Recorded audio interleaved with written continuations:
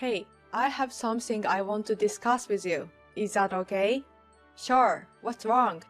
The atmosphere grew tense as my husband approached me with something on his mind. I had a bad feeling about this, and my feeling was confirmed when he said, I want my mother to live with us in our house. What? I was taken aback by the sudden proposition to live together. I knew this day would come eventually since he is the eldest son, but I never expected it to come this soon. Why now? I was prepared for us to live together at some point, but why now? Did something happen to your mother? I assumed it must be hard for my mother-in-law, Karen, to live alone, but the response from my husband was unexpected. I initially thought the same, but the other day, she told me she wanted to live here while she's still healthy to get used to the place. She wants to live here to get used to it? That's what I think she means. This was entirely unexpected. She wanted to move in early to get used to the area. By the way, my husband and I have been married for 7 years. I can't help but feel this is way too early, and given the reason, I opposed living together. Can you wait a moment? We've only been married for 7 years, right? Don't you think we should have some more time just for our family? But tilting his head, he said, Well, don't you think my mother might also want to get along with you, Emily? She says it's to get used to living here, but I think she might actually want to build a closer relationship with you. Besides, our kids would probably be happier if she came to live with us. I felt a surge of anger at my husband's nonchalant response, but I held it in. Considering everything up to now, there's no way Karen would want to get along with me. After all, she doesn't like me. My husband doesn't understand the relationship between me and her. A little over a year ago, when we were at Karen's house, we were visiting for the New Year's holiday. A lot of relatives were gathered at the house, and that's when Karen began her harassment towards me. It happened when I went to the bathroom. When I came out, Karen was standing there. Oh, Karen, aren't you being rude? Excuse me? I was taken aback by the sudden criticism. I noticed that she had been drinking, so I wondered if she might be drunk.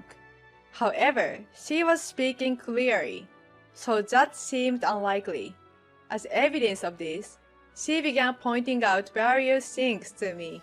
I've kept silent until now, but now that the new year has come, I'm going to be stricter with you. What's gotten into you, Karen? You never said anything like this before. I've changed my mind, and, by the way, some relatives mentioned it today. They were asking what's wrong with the wife in our family. What do you mean? How much did you do the house chores today? House chores? Well, I might not have done it much. I thought so. There are people who aren't happy about that. I don't know if it's an old custom or what, but from my perspective, I thought they could do house chores themselves. Naturally, it would make more sense. Of course, I couldn't say such things aloud. I just replied, I understand, and left the scene. But from that moment, Karen's attitude towards me shifted. Every time I visited their home, she would instruct me on how to behave as a proper daughter-in-law. If I wasn't constantly moving, I was seen as being lazy. My husband, seeing our interactions, commented, Emily and Mom seem like mother and daughter. Huh? Haha. Oblivious man. I couldn't bear the thought of being seen as her daughter. At first, I had hoped we might have a good relationship, but a recent event had completely shattered that possibility. Since then, I was reluctant to visit the house. I kept finding excuses to distance myself from them, never imagining I'd end up living there. I wasn't convinced this was the right move, so I kept opposing it. Mom said she wants to come, so it's fine, right? Sorry, I can't just agree that instantly. Why not? You might not understand, but deciding for a daughter-in-law and mother-in-law to live together isn't something to be taken lightly. There have been cases where couples divorced the moment they moved in together. But it should be fine between mom and you, right? That's not the point. However, in the end, my husband didn't take my opinion into account. I tried explaining it in simpler terms to the kids, but given they are just 5 and 3 years old, they seemed to just think of it as their grandmother coming over to play. Eventually, I had no choice but to brace myself. If the kids were trying to accept the situation, I had no choice but to accept it as well. A few weeks later, so I'll be living here from today. Yes, please be gentle with us. The mother-in-law finally moved in. This is where the nightmare begins. I had a gut feeling about it. And sure enough, the very next day, something happened that was immediately stressful. Early in the morning, there were clinking sounds of dishes coming from the kitchen. No one should be up at this hour, so I found it odd. As I headed to the living room, there was Karen, wearing an apron, and standing in the kitchen. And she was cooking something. This is the worst. I don't like anyone touching things around my kitchen. I quickly headed to the kitchen. Good morning. You're up early, mother-in-law. Early? Isn't this the usual time for a housewife to be up? Is that so? Huh? Don't you usually get up much later? You still have a lot to learn as a daughter-in-law. What? A proper housewife should be up before anyone else in the family to greet them, right? I wonder how long you sleep in. Her remarks, dripping with insinuation, were so annoying that I was irate from the morning itself. I might be a housewife, but I also work. I thought it would be okay to sleep a little longer. After all, it's not even 5 o'clock in the morning yet. I'm about to go to work and use my energy, so there's no way I can get up early and give it my all. There's no point in getting tired before going to work, but since Karen enforced it, at first I complied. However, I started to object over time. One day, Karen, can we talk for a moment? Oh, what is it? I've reached my limit. I've been doing everything you told me to lately, but the lack of sleep is affecting my job performance. I work, so can you please not force me to wake up early? Huh? Do you know who you are talking to? I know, I'm talking to you. Fine. I won't force you to do anything anymore, but if you come at me this way, I have my thoughts too. I didn't understand at that moment, but it seemed that Karen was contemplating kicking me out. I realized this a few days later. When I returned home from work, there was a heavy atmosphere in the house. Opening the door to the living room, I saw Karen and husband. I'm back. What's going on with the two of you? You're back. We were just discussing you. Saying so, Karen revealed a sinister grin. I had a bad feeling about this. As I rushed to my husband, who was looking down, I gasped in shock. When I saw the divorce papers in front of him. Divorce? Are you serious? Why are you even considering divorce? As if to answer my question, Karen spoke up. Speaking of which, would you allow me to explain? Karen, did you put some ideas in his head? Put ideas? Not at all. It's a parent's duty to protect their child, isn't it? Protect? What do you mean by that? I told my son that someone as aggressive as you isn't suitable to be his wife. Excuse me? Didn't you use abusive language towards me the other day? So I told my son about that. Wait a minute, what do you mean by abusive language? I never said such a thing, did I? See? Emily never remembers things when it's inconvenient for her. I always thought Emily and Mom were getting along well. My husband completely trusted his mother.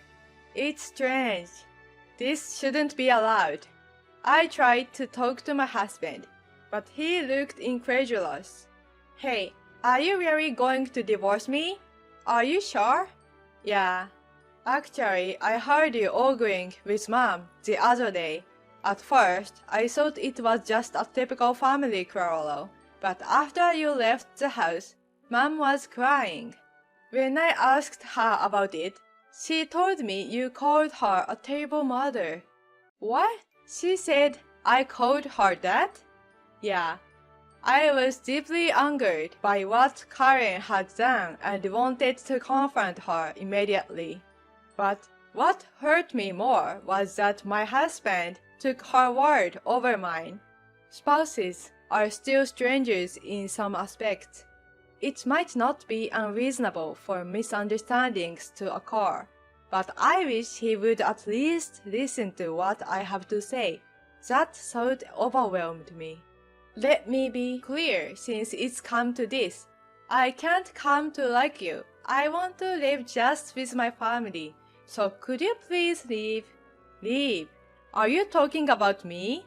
Who else could I be talking about in this situation? Emily, I'd appreciate it if you could do that. Gradually, my feelings turned to disbelief, and I decided to agree to the divorce. Fine, if you are that determined to choose divorce, I'll accept it. Just don't ever regret it, okay? Regret? Why would I? You still don't get it? Fine, I think you will understand eventually.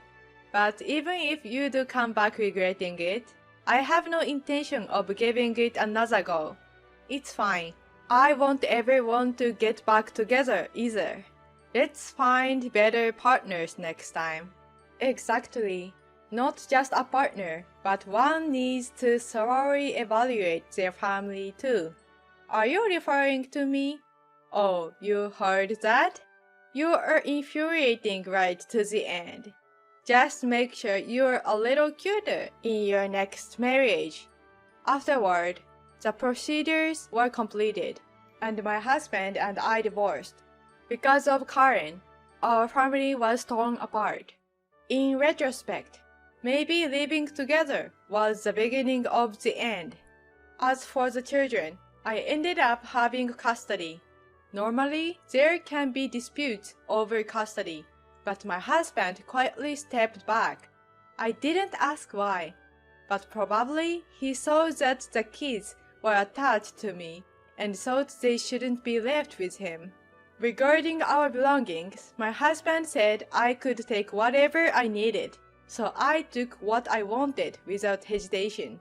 It's strange that he can be so considerate, yet couldn't be when it mattered most. In the end, I collected mine and the children's things and left the house. It's too late to care now, but I thought Karen might be misunderstanding something.